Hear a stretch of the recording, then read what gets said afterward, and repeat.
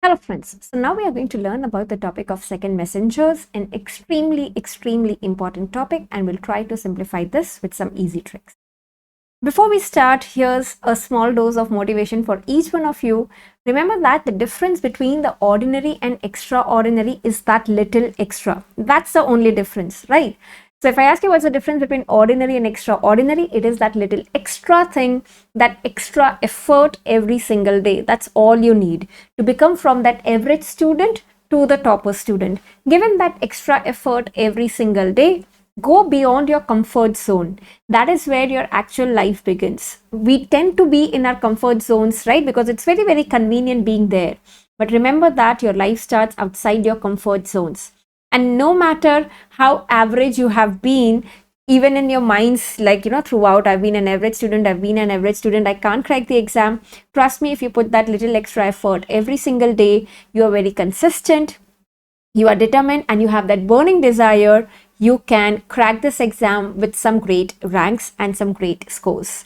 Just strive for progress every day. Don't strive for perfection. Like when I solve the Q bank, I solve the MCQs, I give a test, I want all correct. No, just strive that you are better than the yesterday. That is what should be your goal for every single day.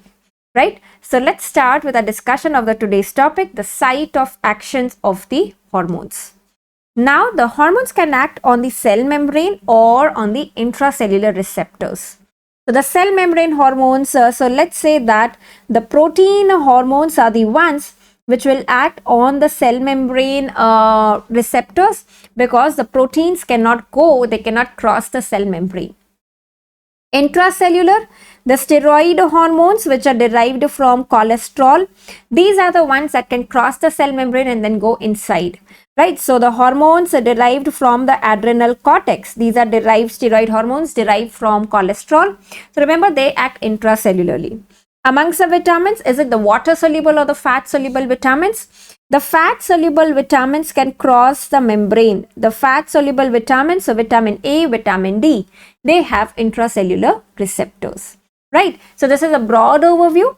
Now let's talk about this in detail, the receptors and the second messengers. So we have the G protein coupled receptor. So the receptors which are coupled to a G protein, alpha, beta, gamma subunit is what it has. The alpha is very important. It dissociates when the hormone binds. And remember that this is this crosses the membrane 7 times, right? So remember that this is crossing 7 times. We have the types here, the GS, the GI and the GQ. What does the GS stand for? S for stimulation of cyclic AMP. It increases the cyclic AMP. I for inhibiting, decreasing the cyclic AMP.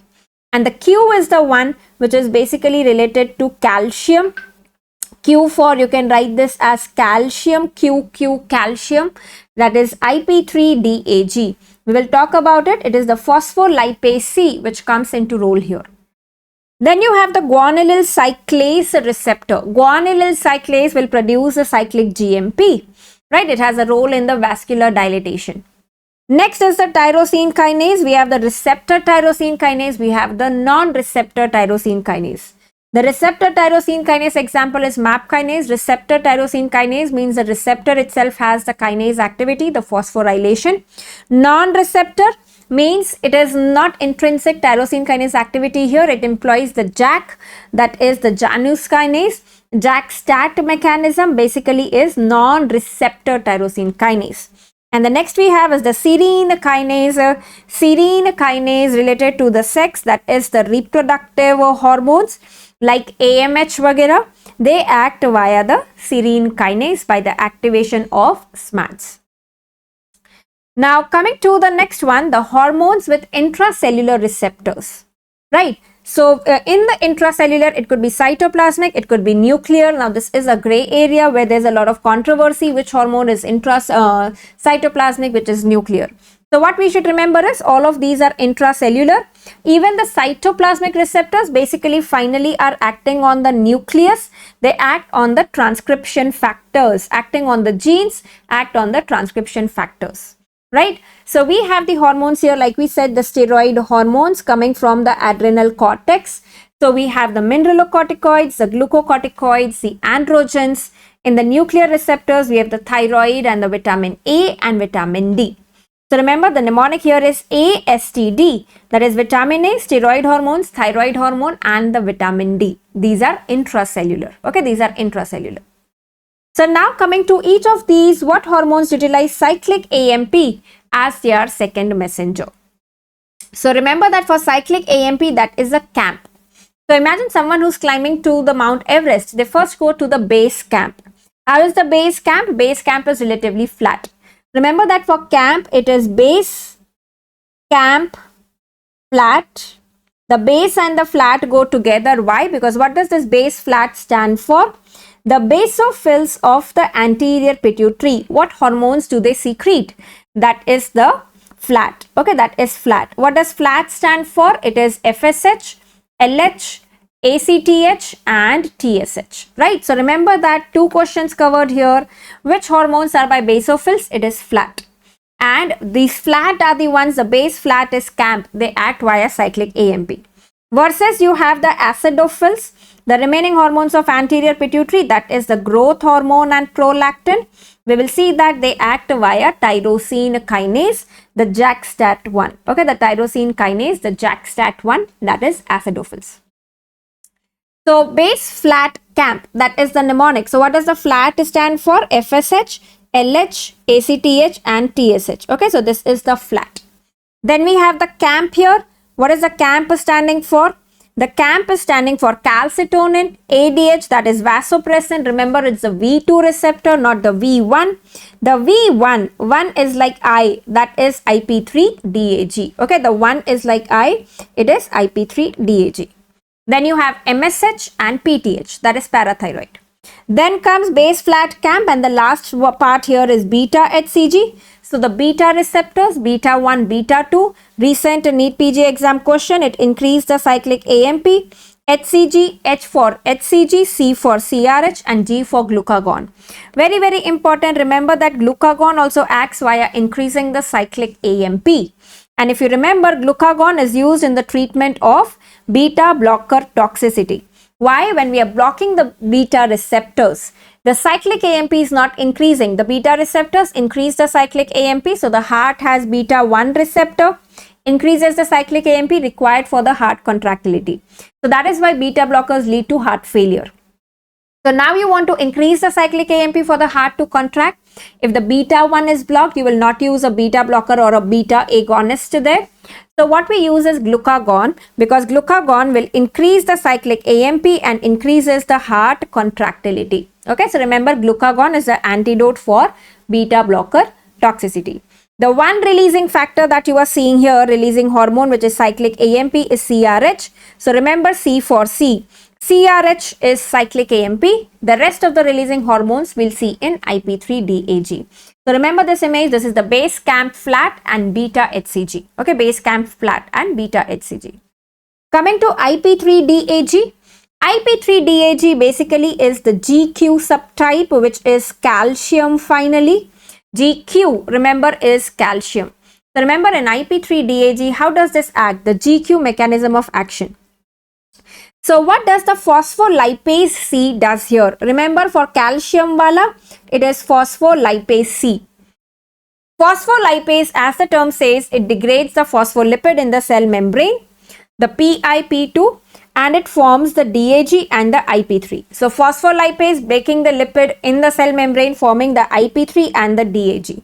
The IP3 goes and there is IP3 sensitive calcium channel. So through that, the calcium comes out. This calcium goes and activates the protein kinase C. C for calcium, C for protein kinase C. Protein kinase do phosphorylation. So there is phosphorylation that occurs. So basically here you can see this is how the second messenger acts. The hormone by itself is the first messenger. Okay, the hormone is the first messenger, binds to the receptor and then sends the signals via the second messenger. So remember that calcium here is acting like the second messenger. Okay, IP3-DAG, calcium, protein kinase C, phospholipase C. So for IP3-DAG, which hormones act via IP3-DAG mechanism? So remember the IP3, you can read it as high P3. High for hypothalamus wale hormones. What are there in the hypothalamus? The releasing hormones. The P3 is like PPP, that is the posterior pituitary hormones. Right, so the releasing hormones, the GnRH, the GHRH, the TRH, except which releasing hormone? We said in the previous one, CRH. C for C is cyclic AMP.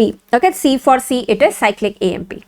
Then the posterior pituitary, that is oxytocin and ADH. Remember in ADH, the V1 is IP3. The V2 is cyclic AMP. Okay, so remember that V2, 2 for 2 kidneys. V2 is the one which is present in the 2 kidneys related to the water, right? The anti-diuretic action. Wherever it's related to the fluid, remember we are talking about cyclic AMP. The fluid and the electrolytes, that is cyclic AMP. Metabolism generally is cyclic AMP. Okay, so the fluid, electrolytes and metabolism is cyclic AMP. Angiotensin 2, this is a previous FMGE exam question as well. Angiotensin, like vasopressin. Where is the V1 present? In the blood vessels. It causes the vasoconstriction, right? It is a vasopressin. ADH is antidiuretic hormone and vasopressin as well. So it causes antidiuresis and it also causes vasopressin, that is pressing the vessels, vasoconstriction. Similarly, angiotensin causing vasoconstriction. So remember that for vasoconstriction, it is the calcium wala here, that is IP3DAG. So you have V1 and you also have angiotensin which act via this. So when we block the calcium channel blockers, we know that they cause vasodilatation, right? The dipins like nifedipine, amlodipine, right? They cause vasodilatation. Alpha 1 receptor, 1 is like I again. So remember this is IP3DAG. We will see the alpha 2. Okay, what is for alpha 2? For alpha 2, remember it is the GI subtype. We will see the mnemonic for that. Basically, it decreases the cyclic AMP. So alpha 1, so if we talk about basically the alpha and the beta. So alpha 1 is IP3DAG, alpha 2 is the GI. Then you have beta 1, beta 2, that is the GS, it increases the cyclic AMP. Okay. So remember for IP3DAG, the trick is the IP3 hypothalamus posterior pituitary is what you need to remember here. All the releasing hormones except the CRH is cyclic AMP. The vasoconstriction is via the calcium, that is IP3DAG. So V1 and angiotensin. Alpha 1 is IP3DAG. Coming to next one, that is the tyrosine kinase, the receptor tyrosine kinase, MAP kinase wala, and the non-receptor JAK-STAT wala. So the JAK-STAT is the non-receptor tyrosine kinase, like we said. This is the receptor tyrosine kinase. The receptor itself has the intrinsic kinase activity. So remember for tyrosine kinase, it is dirty pig. Remember this is the pig ka image. The pig is a dirty animal. The dirty pig is the mnemonic there. So dirty TY is tyrosine kinase and pig. Prolactin, insulin like growth factor, growth hormones and the various growth factors. They act via the tyrosine kinase. Out of that, prolactin and growth hormone, these act via the JAK-STAT mechanism. Insulin has been asked many times previously in the exam. Insulin is the MAP kinase, the tyrosine kinase, the MAP kinase. Okay, that's the MAP kinase. Also remember erythropoietin, where you read about the JAK-STAT mutation. So JAK-STAT is also for erythropoietin. So dirty pig, prolactin, insulin, growth hormones, growth factors, and we have erythropoietin. So look at the difference between the two, the receptor tyrosine kinase and the non-receptor tyrosine kinase. The receptor tyrosine kinase is the MAP kinase that you see here. It has this intrinsic phosphorylation, and for the non-receptor, it employs the JAK for phosphorylation, JAK, the Janus kinase. Okay, it employs the JAK, which then gets the STAT into place. So the JAK-STAT mechanism, the STAT goes into the nucleus and acts on the transcription factors. Okay, this forms a dimer once the cytokine or the hormone binds to it. So this is non-receptor, the JAK is doing the kinase activity. This is intrinsic, the receptor tyrosine kinase. So insulin is receptor tyrosine kinase, growth hormone is non-receptor tyrosine kinase. Coming to steroid hormones, they go into the cell. So intracellular, basically we are talking about, we have seen the mnemonic for that, ASTD. So vitamin A, steroid hormones, thyroid and vitamin D.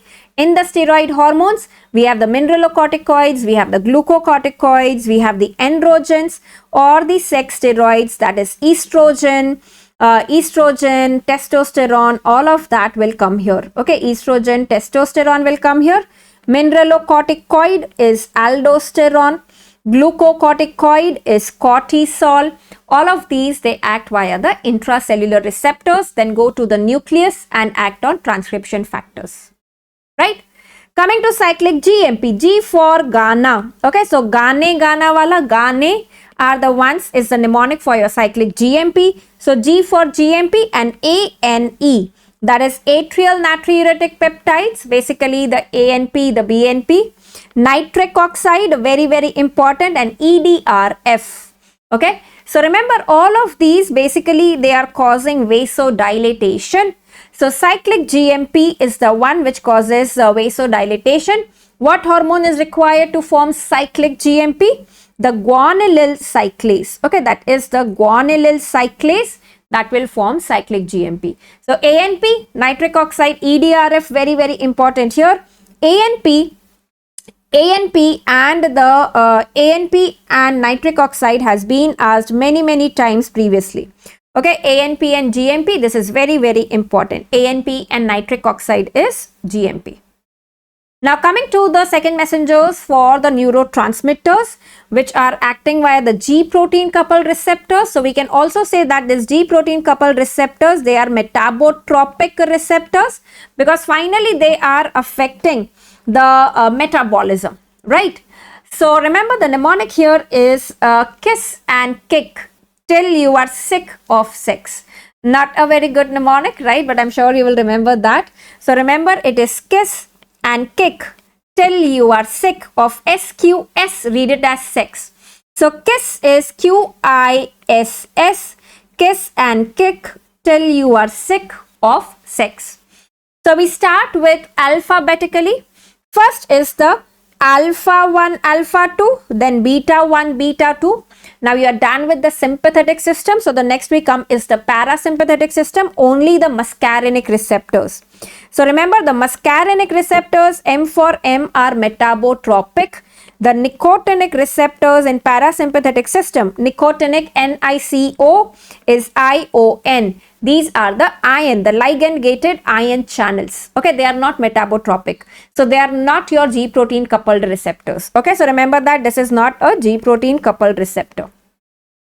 So then you have, so the kiss part is done here. So alpha 1, alpha 2, beta 1, beta 2. Then the kick part is the M1, M2, M3. Right, so the sympathetic system done, the parasympathetic system done. Then we start with the rest of the neurotransmitters alphabetically, D, H and V. So D1, D2, H1, H2, V1, V2. So it is kiss and kick till you are sick of sex. So kiss and kick, if I write it here, kiss and kick till you are sick of sex. So remember, it is alpha 1, alpha 2, beta 1, beta 2. Parasympathetic M1, M2, M3.